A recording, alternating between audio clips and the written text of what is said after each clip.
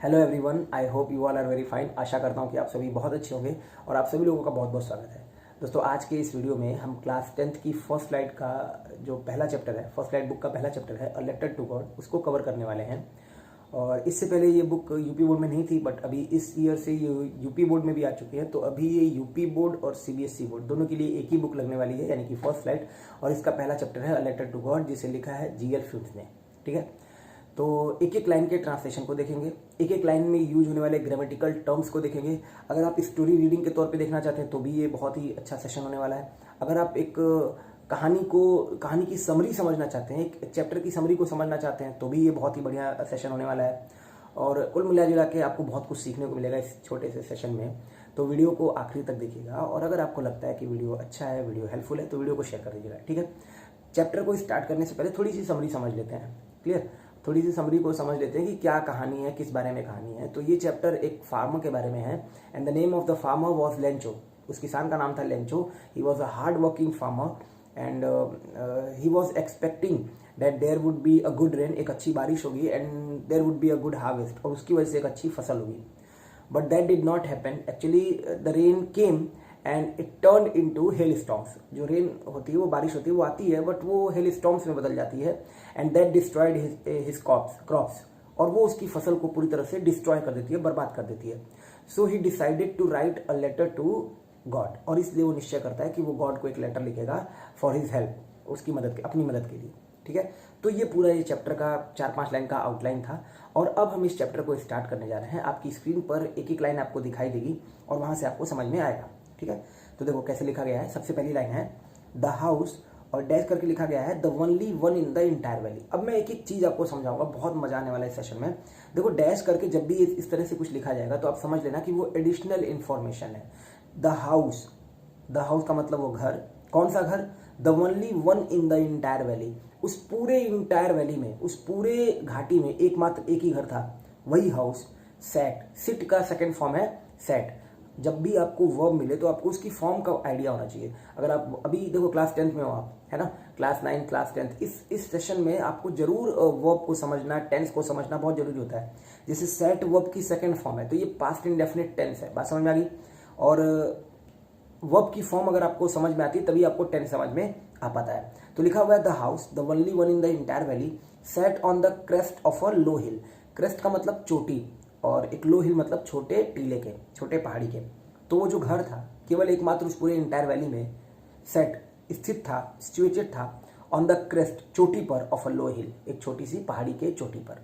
Clear हो गया? Full stop के बाद लिखा गया है फ्रॉम दिस हाइट, इस ऊंचाई से, जिस ऊंचाई पर वो घर था उस ऊंचाई से, from this height one could see. देखो, कुड आपका मॉडल है, और मॉडल के साथ हमेशा वर्ब की फर्स्ट फॉर्म। क्लियर है? कुड हमेशा मॉडल है, कैन है, कुड है, मे है, माइट है, मस्ट है, शुड है, वुड है, यूज्ड है, नीड है, डेयर है, ऑट है। ये सारे आपके मॉडल है, और इनके साथ हमेशा आपको वर्ब की फर्स्ट फॉर्म यूज करनी है। ये बात आपको हमेशा के लिए ध्यान रखनी है। From this height one could see, एक देख सकता था, the river and the field of ripe corn.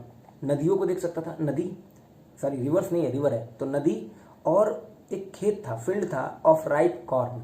Ripe corn मतलब पके हुए मक्के। डॉटेड विद द फ्लावर्स, और वो फैले हुए थे। डॉटेड मतलब वहां पे स्प्रेड थे, फैले हुए थे फूलों से। दैट ऑलवेज प्रोमिस्ड, जिन्होंने हमेशा प्रॉमिस किया अ गुड हार्वेस्ट, एक अच्छी फसल का। तो जिस ऊंचाई पर उसका जो एक लो क्रेस्ट के टॉप पे जो उसका घर था, वहां से, फ्रॉम दैट हाइट, उस ऊंचाई से, यू कुड सी, आप देख सकते थे, द रिवर, नदी को, and the field of ripe corn, और पके हुए उन मक्के अनाज के खेतों को, डॉटेड विथ फ्लावर्स, जो कि फूलों से फैले हुए थे, भरे हुए थे। And that promised a good harvest, और वो एक अच्छे फसल का वादा करते थे कि एक अच्छी फसल होगी, ऐसा उन्हें देखकर अनुमान लगाया जा सकता था। The only thing the earth needed, एकमात्र चीज, the only thing the earth needed was a downpour. Downpour का मतलब होता है मूसलाधार बारिश। ठीक है ना? The only thing the earth needed, केवल एकमात्र चीज जो उस धरती को जरूरत थी, नीडेड, वॉज अ डाउनपोर, वो था एक मूसलाधार बारिश, और एटलीस्ट अ शावर, और या तो फिर बौछार हो जाए, या तो एक मतलब रेनिंग कैट्स एंड डॉग्स होता है ना, रेनिंग कैट्स एंड डॉग्स का मतलब हो गया कि मूसलाधार बारिश, एकदम डाउनपोर हो जाए, बहुत मूसलाधार बारिश हो जाए, और नहीं तो कम से कम यार छींटे उटे भी आ जाए बारिश के, तो काम चल जाएगा। Through out the morning, through out का मतलब उस पूरे दिन के दौरान, पूरे उस सुबह के दौरान। जैसे मान लो मैंने बोला थ्रू आउट द नाइट, तो उस पूरी रात के दौरान। आई वॉज एंसियस, मैं बहुत बेचैन था। तो थ्रू आउट द मॉर्निंग, उस पूरी मॉर्निंग के दौरान, लेंचो, लेंचो मतलब उस फार्मर का नेम है ना।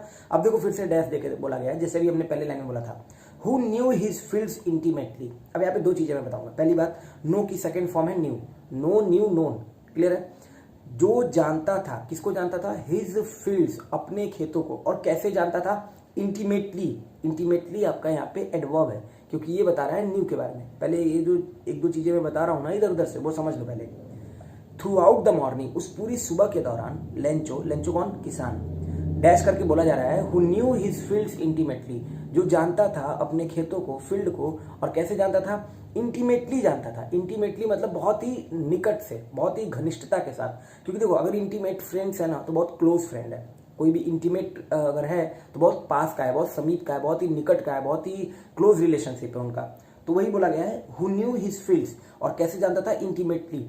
अब इंटीमेट आपका एडजेक्टिव है, एलवाई लगा दोगे तो क्या बन जाएगा? एडवर्ब बन जाएगा। आमतौर पर एडजेक्टिव में, देखो ये फिक्स नहीं है, आमतौर पर एडजेक्टिव में एलवाई लगाकर एडवर्ब बनाते हो। जैसे केयरफुल है आपका, अगर आपको इसको एडवर्ब बनाना है, एलवाई लगा दो, केयरफुली आपका एडवर्ब हो जाएगा। ठीक है। स्मूथ है आपका, एडजेक्टिव है, स्मूथली कर दो, एडवर्ब हो जाएगा। बात समझ में आ गई?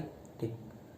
थ्रू आउट द मॉर्निंग, उस पूरी सुबह के दौरान, लेंचो, कौन Lencho? Who knew his fields intimately, जो अपने खेतों को बहुत अच्छे से जानता था। हैड डन नथिंग, उसने कुछ भी नहीं किया था। हैड डन नथिंग एल्स, उसने कुछ और नहीं किया था। बट सी द स्काई, लेकिन उसने स्काई की तरफ देखा था, towards the north east, north east की तरफ। यानी कि उस पूरे मॉर्निंग के दौरान, क्योंकि वो एक्सपेक्ट कर रहा था, ही वॉज एक्सपेक्टिंग कि एक अच्छी बारिश होगी, तो इसकी वजह से उसने कुछ नहीं किया था। Had done nothing else but. अच्छा, अगर आपको इस तरह से दिखाना कि उसने कुछ और नहीं किया, तो नथिंग एल्स बट का आप यूज कर सकते हो। He had done nothing else but looking और see the sky towards the north east, उसी तरफ केवल देख रहा था या देखा उसने। और नॉर्थ ईस्ट की तरफ वो देखकर बादलों के आने की उम्मीद कर रहा था कि अच्छे बादल आएंगे और फिर एक अच्छी बारिश होगी। पहला पैराग्राफ समझ में आ गया आप सभी को? चलो नेक्स्ट पैराग्राफ में आओ। Now we are really going to get some water, और अब हम एक अच्छी बारिश जो है आने वाली है, इसकी वजह से हम कुछ अच्छा पानी प्राप्त करेंगे। इसका मतलब हमें कुछ अच्छी बारिश मिलेगी। Now we are really going to get some water. Women, ये लेंचो बोलता है अपनी वाइफ से।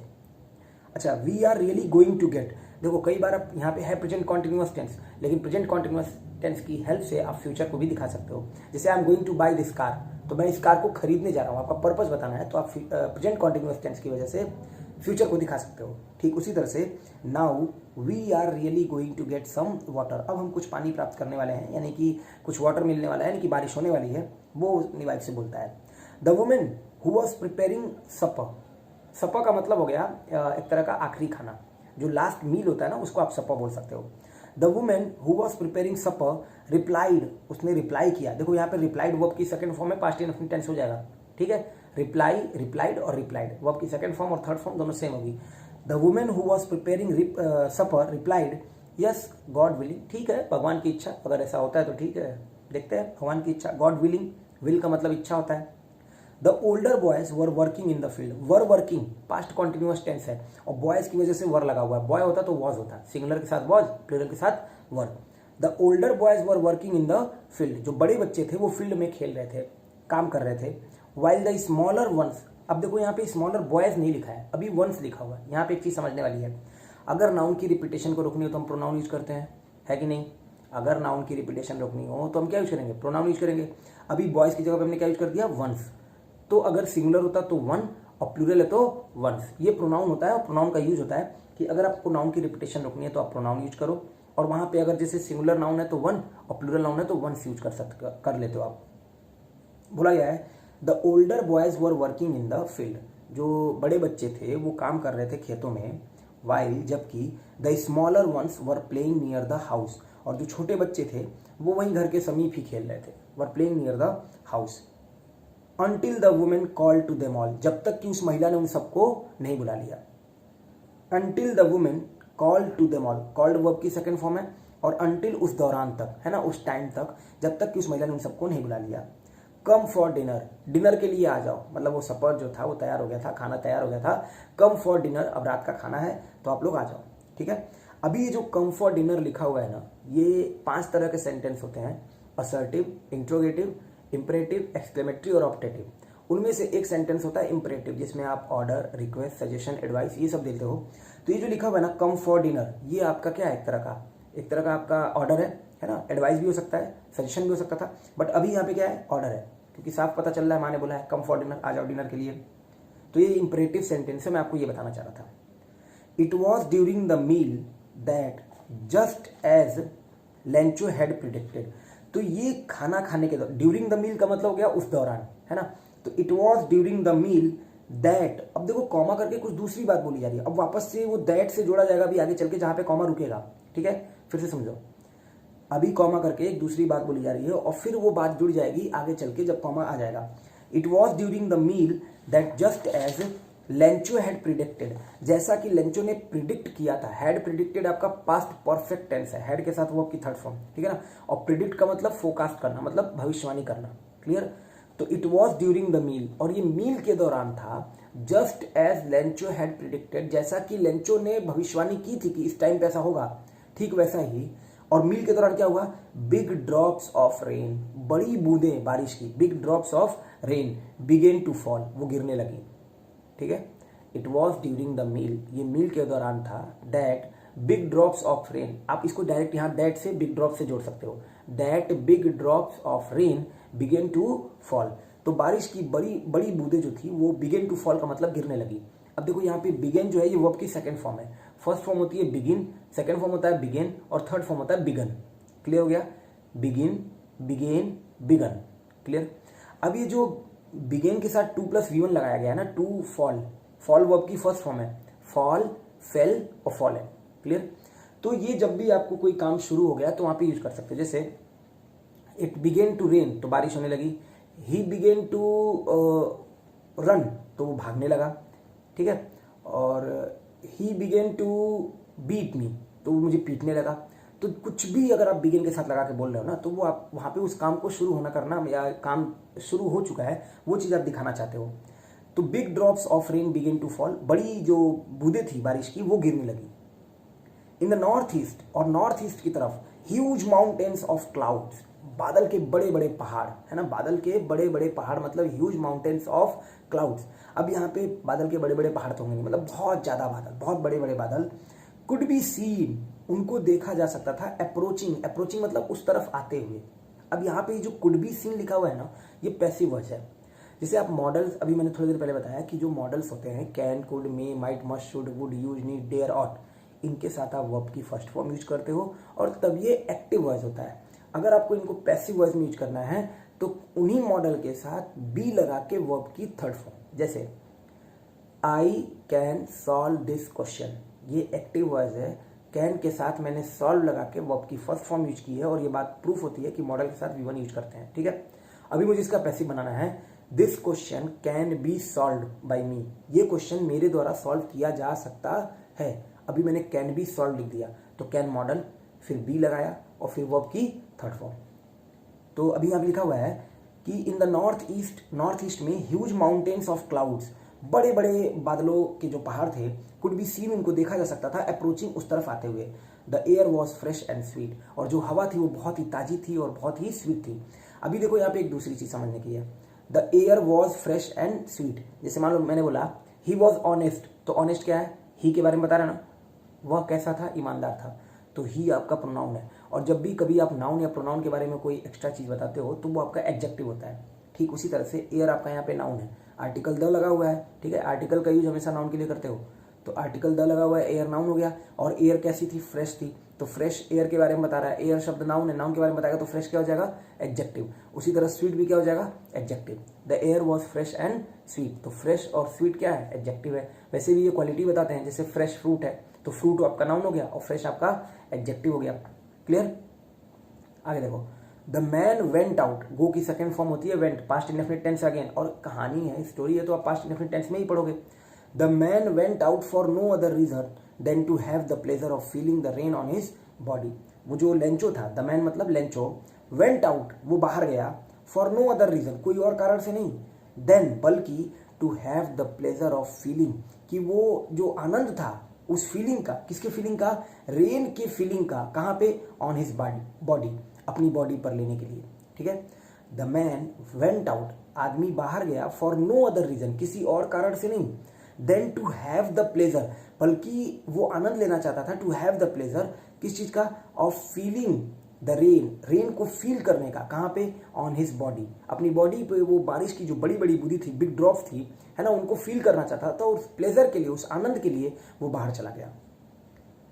एंड वेन ही रिटर्न्ड, और जब वो वापस आया, ही एक्सक्लेम्ड, वो एकदम से बोला, एकदम से चिल्लाया, these are not rain drops falling from the sky, ये वर्षा की बूंदें नहीं है, ये बारिश की बूंदें नहीं है जो स्काई से गिर रही हैं। When he returned, जब वो वापस आया, रिटर्न वर्ब की सेकंड फॉर्म फिर से यहाँ पे यूज किया गया, रिटर्न फर्स्ट फॉर्म होती है, ईडी लगा के इसकी सेकंड और थर्ड फॉर्म यूज करते हो। उसी तरह एक्सक्लेम वर्ब की फर्स्ट फॉर्म होती है और ईडी लगा के सेकंड और थर्ड फॉर्म यूज करते हो। पूरी कहानी है, स्टोरी है, तो आमतौर पर आपको यहाँ पे पास्ट इंडेफिनिट टेंस यानी कि V2 ही यूज मिलेगा आपको। When he returned, जब वो वापस आया, he exclaimed, वो एकदम से चिल्लाया, These are not rain drops, ये रेन ड्रॉप्स नहीं है, फॉलिंग फ्रॉम द स्काई, जो कि स्काई से गिर रही हैं, They are new coins, ये नए सिक्के हैं, They are new coins. The big drops are 10 cent pieces and the little ones are 5s. अब यहाँ पे दो चीजें हैं, एक देखो, अभी लिटिल वंस लिखा है, अभी वहाँ पे ओल्डर और स्मॉलर बॉयज लिखा था, तो older boys and the smaller once लिखा था। उसी तरह यहाँ पे the big drops and the little drops की जगह, ड्रॉप्स क्योंकि प्लूरल है तो यहाँ पे वंस लिखा हुआ है। बात समझ में आ रही है? तो लिखा हुआ है the big drops are 10 cent pieces, जो बड़ी बूंदें थी वो 10 सेंट के बराबर थी, 10 सेंट के टुकड़ों के बराबर, मतलब सिक्कों के बराबर। पीसेस का मतलब यहाँ पे टुकड़ा नहीं है, पीसेस का मतलब एक स्टैंडर्ड, एक वैल्यू आपको दी गई है, तो वो पीसेस आप यूज कर रहे हो यहाँ पे। And the little ones are 5, और जो छोटी वाली थी वो 5 है ना, 5 सेंट के बराबर थी। ये वो आके वापस लौट के अपनी वाइफ से बोलता है, कौन, लेंचो।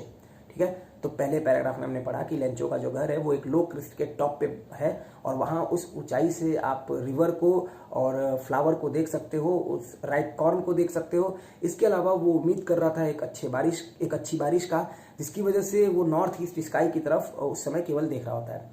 फिर जैसा उसने प्रिडिक्ट किया होता है, ठीक उसी ड्यूरिंग मील, मतलब मील के दौरान जो है, big drops of rain started या बिगिन टू फॉल, बड़ी बूंदें जो होती है बारिश की वो गिरने लगती हैं, और इसे देखकर वो बाहर आता है, ही वेंट आउट, और वो बाहर जाता है और उस बड़ी बूंदों को अपनी बॉडी पर जो फील हो सकता है उसका आनंद लेना चाहता है, और वो आनंद लेता भी है।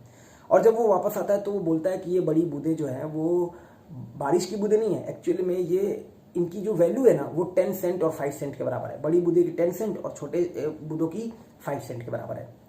विथ अ सेटिस्फाइड एक्सप्रेशन, अब नए पैराग्राफ में लिखते हैं, विथ अ सेटिस्फाइड एक्सप्रेशन, एक संतोषजनक एक्सप्रेशन के साथ, ही regarded the field of ripe corn with its flower, वो अपने जो पके हुए अनाज होते हैं, मक्के होते हैं, फूलों के साथ उनको देखता है, फील्ड को, drape in a curtain of rain, कि वो पूरी तरह से ढके हुए हैं। ड्रेप मतलब कवर्ड, ठीक है ना।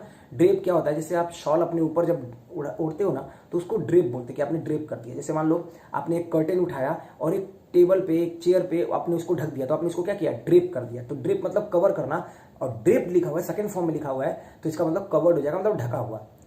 अब एक बहुत ही संतोषजनक एक्सप्रेशन के साथ उसको बहुत अच्छा लगता है कि बहुत अच्छी बारिश हो रही है, अब बहुत मजा आने वाला है, ये जो फसलें हैं वो अच्छी फसल के तौर पे हो जाएंगी, और जो बारिश मुझे चाहिए थी वो बारिश मुझे मिल रही है। अब वो अपने फील्ड को कैसे देखता है कि तो ये जो बड़ी बूंदें वो 10 पैसे के बराबर है, 10 सेंट के बराबर है, और जो छोटी बूंदें हैं वो 5 सेंट के बराबर है। इसके अलावा वो ये समझता है कि अब हमारी खेतों पे जो बारिश हो रही है, तो बारिश की बूंदें पूरी खेतों को ढके हुए हैं, बारिश जो है पूरी खेतों को ढके हुए हैं। इस तरह से वो अपने खेतों को रिगार्ड करता है, रिगार्ड मतलब उस तरीके से देखता है। विथ अ सेटिस्फाइड एक्सप्रेशन, एक संतोषजनक एक्सप्रेशन के साथ, ही regarded the field of ripe corn with its flower, वो अपने जो पके हुए मक्के के खेत होते हैं उनके फूलों के साथ उनको देखता है कि वो ढके हुए हैं, draped in a curtain of rain, बारिश के पर्दों में, यानी कि बारिश से कवर्ड है। बट सडनली, लेकिन यहीं पे सारी बातें बदल जाती हैं। जब आप सोचते हो कि सब कुछ अच्छा होगा, बहुत बढ़िया होगा, अरे अब तो लाइफ बहुत अच्छी गुजरेगी, मैंने 10th पास कर लिया, मैंने 9th पास कर लिया, अब सब कुछ अच्छा होगा, तब तक एक कोरोना वायरस आपके घर में आ जाता है, आपके शहर में आ जाता है, आपके देश में आ जाता है, और फिर आपका कई महीनों का काम चौपट कर देता है। उसी तरह से जब वो सोचता है कि अब तो बहुत कुछ अच्छा होगा, है ना, सब कुछ बहुत बढ़िया होने वाला है, लेकिन तभी अचानक से, but suddenly a strong wind began to blow. अब देखो, ब्लो वर्ब की फर्स्ट फॉर्म होती है, और बिगेन टू ब्लो आ गया फिर से, बोलो समझ में आया कि नहीं समझ आया। ही बिगेन टू रन, वो भागने लगा। इट बिगेन टू फॉल, तो बारिश होने लगी। और उसी तरह से a strong wind began to blow, तो एक बहुत तेज हवा चलने लगी। बट सडनली, लेकिन अचानक से। देखो सडन आपका एडजेक्टिव होता है, और आमतौर पर देखो एक और चीज मिल गई, आमतौर पर एडजेक्टिव में एलवाई लगाकर आप क्या बनाते हो, एडवर्ब। तो लिखा गया है बट सडनली, लेकिन अचानक से, अ स्ट्रॉन्ग विंड, एक बहुत ही मजबूत हवा, बहुत ही तेज हवा, स्ट्रॉन्ग विंड का मतलब मजबूत नहीं, बहुत ही तेज हवा, बिगेन टू ब्लो, बहने लगी, and along with the rain, और उसी बारिश के साथ very large hail stones began to fall, बहुत बड़े बड़े जो बर्फ के पत्थर थे, हेल स्टोन्स का मतलब हो गया बर्फ के पत्थर, बिगेन टू फॉल, वो गिरने लगे। अब जो वो चीज़ थी, वो जो सिचुएशन थी, वो पूरी तरह से बदल गई। अभी तक क्या था कि बारिश हो रही थी, Lencho was very happy and he thought that the big drops were 5 cent 10 cents and the smaller one were 5 cents. जो बड़ी बूंदें थी वो 10 सेंट के बराबर थी, और जो छोटी बूंदें थी वो 5 सेंट के बराबर थी। बट सडनली सब कुछ चेंज हो गया, सिचुएशन एकदम से बदल गई। Strong wind begin to blow, एक बहुत तेज हवा बहने लगी, और जो बारिश हो रही थी that turned into hail storms, वो एक बर्फ के जो क्या बोलते हैं इसको, तूफान होता है, उसमें बदल गई। और वहां से वो बहुत बड़ी बड़े जो हेल स्टोन्स थे, बर्फ के पत्थर थे, वो गिरने लगे। These truly did resemble new silver coins, और ये निश्चित तौर पे दिख रहे थे नए सिल्वर कॉइन्स के तौर पे। रिजेंबल जैसे क्या होता है, बर्फ के पत्थर आप समझते हो कैसे चमक रहे होंगे, और रिजेंबल का मतलब होता है के तरह दिखना। जैसे यू रिजेंबल योर फादर, तो आप अपने पिताजी की तरह दिखते हो। जैसे मान लो आपका चेहरा, आपका पूरा हाव भाव, जो जेस्चर है, वो शक्ल है, वो पूरी पिताजी की तरह दिखती है, तो मैं बोलूंगा यू रिजेंबल योर फादर, आप अपने पिताजी की तरह दिखते हो। ध्यान रखना, रिजेंबल के साथ आप लाइक का यूज मत करना, you resemble like your father, क्योंकि उसी रिजेंबल में, आपको समझाने के लिए मैं बोल रहा हूँ कि उसी रिजेंबल में लाइक छिपा हुआ है, ठीक। तो दोबारा लाइक लगाओगे तो वो एक तरह का अननेसेसरी हो जाता है। तो रिजेंबल के साथ कभी भी लाइक का यूज मत करना। बात समझ में आ गई? देखो, these truly did resemble, these मतलब, दीज बहुत सारी चीजों के लिए लगाया जाता है। तो दीज मतलब ये जो बड़ी बड़ी बूंदें थी, अब जो बड़े बड़े पत्थर गिर रहे थे, ये निश्चित तौर पे दिख रहे थे, किस तौर पे, न्यू सिल्वर कॉइन्स, नए सिल्वर कॉइन्स के तौर पे। द बॉयज, और जो बच्चे थे, exposing themselves to the rain, अपने आप को बारिश के सामने एक्सपोज करते हुए, एक्सपोज मतलब बारिश में बाहर चले आए, अपने आप को बारिश के सामने रख दिया। तो बारिश के सामने रख दिया का मतलब क्या हो गया, वो बाहर चले आए जहां बारिश हो रही थी। Ran out to collect the frozen pearls, अब वही सिल्वर कॉइन्स जो आप, एक तरह से बोला जा रहा है कि सिल्वर कॉइन्स मतलब वो जो बारिश के बूंदों में जब बर्फ के पत्थर पड़ने लगते हैं, तो आप देखते हो बच्चे किस तरह से उन्हें इकट्ठा करने लगते हैं, उठाने लगते हैं। तो वही जो बच्चे थे, the boys, exposing themselves to the rain, अपने आप को बारिश के सामने एक्सपोज करते हुए, रैन आउट, बाहर आए, रन की सेकंड फॉर्म है रैन, वो बाहर आए, ran out to collect the frozen pearls, ताकि वो जो फ्रोजन, ठंड जमी हुई, फ्रोजन मतलब एकदम से ठंड से जमी हुई जो पर्ल्स थी, पर्ल्स मतलब मोती एक तरह से, तो वो जो पर्ल्स का मतलब मोती, मतलब यहाँ पे मोती नहीं, यहाँ पे जो बर्फ की बूंदें गिर रही थी, बर्फ के गोले गिर रहे थे, उनको इकट्ठा करने के लिए। नेक्स्ट पैराग्राफ में देखो, तो थर्ड पैराग्राफ में आपको ये पता चला कि लेंचो पहले बहुत सेटिस्फाइड था, उसे लग रहा था कि अब जो मेरे ये जो कॉर्न की फील्ड है उस पर पूरी तरह से परत चढ़ चुकी है पानी की, मतलब पूरी तरह से बारिश पर्याप्त हो चुकी है और अभी एक अच्छी फसल के तौर पे तैयार हो जाएगा। लेकिन अचानक से सब कुछ बदलता है, बारिश जो है वो हेल स्टॉर्म्स में चेंज हो जाती है और वहाँ से हेल स्टोन्स गिरने लगते हैं, बर्फ के पत्थर गिरने लगते हैं, और तब जो है लेंचो जो है थोड़ा सा परेशान होता है। देखो कैसे बोल रहा है, इट इज़, अब यहाँ पे देखो इट पे अपॉस्ट्रोफी एस लगा हुआ है, ठीक। देखो एक होता है इट्स और एक होता है इट इज। अगर ये अपॉस्ट्रोफी एस नहीं लगा होता है ना, अगर ये अपॉस्ट्रोफी एस नहीं लगा होता तो ये केवल इट्स होता, और अगर अपॉस्ट्रोफी एस लगा हुआ है तो ये है इट इज। दोनों में डिफरेंस होता है, अंतर होता है। इट्स आपका पॉजेसिव एडजेक्टिव होता है और इट आपका एक सब्जेक्ट और ऑब्जेक्ट के तौर पे यूज किया जाने वाला प्रोनाउन होता है। तो इट के साथ अगर इज लिख रहे हो तो अपॉस्ट्रोफी लगा के उसको शॉर्ट में इट अपॉस्ट्रोफी एस लगाते हो, ठीक।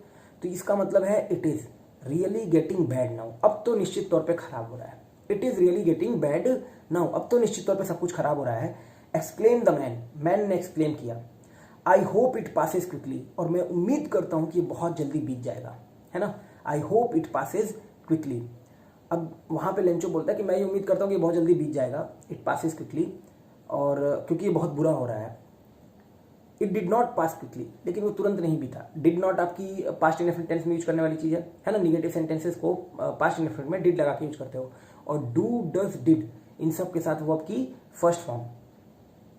It did not pass quickly for an hour, एक घंटे के लिए, the hell rained on the house, और वो जो हेल थी जो बर्फ के पत्थर थे वो घर पे गिरे। द गार्डन यानी कि बगीचे में, द हिल साइड चोटी की तरफ, द कॉर्नफील्ड जो पूरा फील्ड था उस तरफ, ऑन द होल वैली पूरे घाटी में। और उसने तो ये सोचा कि कुछ देर में ये खत्म हो जाएंगे, है ना। I hope it passes quickly, मैं उम्मीद करता हूँ कि बहुत जल्दी बीत जाएंगे। It did not pass quickly, लेकिन वो उतनी जल्दी, देखो क्विक आपका एडजेक्टिव है और क्विक में एलवाई लगा दोगे तो एडवर्ब बन जाएगा। आमतौर पर एडजेक्टिव में एलवाई लगाकर आप क्या बनाते हो, एडवर्ब। तो क्विक आपका एडजेक्टिव था, एलवाई लगा दिया तो क्विकली हो गया, और क्विकली क्या बन गया आपका, adverb. I hope it passes quickly, मैं उम्मीद करता हूँ बहुत जल्दी बीत जाएंगे। It did not pass quickly, लेकिन वो उतनी जल्दी बीते नहीं। फॉर एन आवर, एक घंटे के लिए, the hell rained on the house, जो बर्फ की बूंदें थी वो घर पे गिरती रही, गार्डन में गिरती रही, हिल साइड में गिरती रही, कॉर्नफील्ड में गिरती रही, on the whole valley. The field was white, जो फील्ड था, अभी देखो अभी बताया था ही वॉज ऑनेस्ट, तो ऑनेस्ट आपका क्या है, एडजेक्टिव। इस बार वाइट किसके बारे में बता रहा है, बताओ, फील्ड के बारे में बता रहा है। फील्ड आपका नाउन है, नाउन के बारे में बताएगा तो वाइट क्या हो जाएगा, एडजेक्टिव। वैसे भी वाइट जब भी आपका डिस्क्रिप्शन बताता है तो किसी चीज की क्वालिटी, डिस्क्रिप्शन, ये सब बताने वाला वर्ड क्या हो जाएगा, adjective. The field was white, field पूरी तरह से व्हाइट हो गया था। As if covered with salt, मानो कि पूरी तरह से सॉल्ट से भरा हुआ हो, है ना। यहां तक समझ में आ गया। तो अब इस पैराग्राफ में क्या था कि लेंचो सोचता है, लेंचो कहता है कि बहुत बुरा हो रहा है, और ही वॉज एक्सपेक्टिंग, और ये उम्मीद कर रहा था that it would pass quickly, कि वो बहुत जल्दी बीत जाएगा, बट ऐसा हुआ नहीं, दैट डिड नॉट हैपन, लेकिन ऐसा नहीं हुआ।